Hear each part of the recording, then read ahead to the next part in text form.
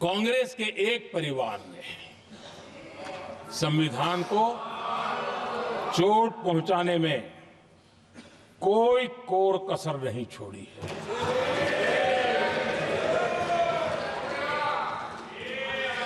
और मैं इसलिए एक परिवार का उल्लेख करता हूं कि 75 साल की हमारी यात्रा में 55 साल एक ही परिवार ने राज किया है।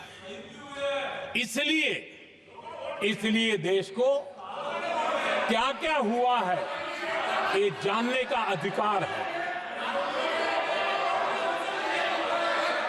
और इस परिवार के कुविचार, कुरीति, कुनीति, इसकी परंपरा निरंतर चल रही है। हर स्तर पर इस परिवार ने संविधान को चुनौती दी। उस समय के प्रधानमंत्री पंडित नेहरू जी ने मुख्यमंत्रियों को एक चिट्ठी लिखी थी। उस चिट्ठी में उन्होंने लिखा था, नेहरू जी लिखते हैं, अगर संविधान हमारे, आगे नेहरू जी लिखते हैं, अगर संविधान हमारे रास्ते के बीच में आ जाए, ये नेहरू जी लिख रहे हैं, अगर संविधान हमारे रास्ते के बीच में आ जाए, आगे नेहरू जी कह रहे हैं, तो हर हाल में संविधान में परिवर्तन करना चाहिए। ये नेहरू जी ने मुख्यमंत्रियों को चिट्ठी लिखी। जो पाप पहले प्रधानमंत्री करके गए और जो खून लग गया था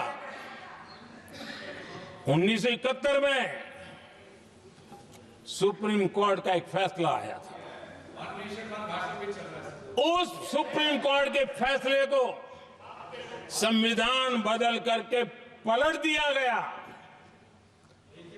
और 71 में यह संविधान संशोधन किया गया था। और क्या था, उन्होंने हमारे देश की अदालत के पंख काट दिए थे और यहां पर तो किया था कि संसद संविधान के किसी भी आर्टिकल में जो मर्जी पड़े वो कर सकती है और अदालत उसकी तरफ देख भी नहीं सकती है। अदालत के सारे अधिकारों को छीन लिया गया था। ये पाप 1971 में उस समय की प्रधानमंत्री श्रीमती इंदिरा गांधी ने किया था।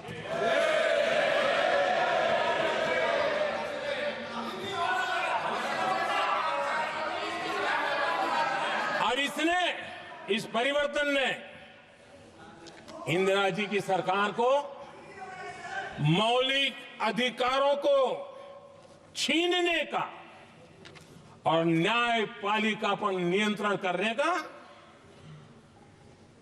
अधिकार दिया, सक्षम बना दिया था। आदरणीय सभापति जी,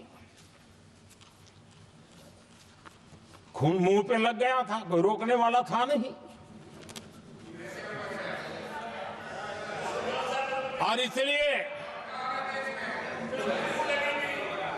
जब इंदिरा जी के चुनाव को गैर रीति के कारण, असंवैधानिक तरीके से चुनाव लड़ने के कारण अदालत ने उनके चुनाव को खारिज कर दिया और उनको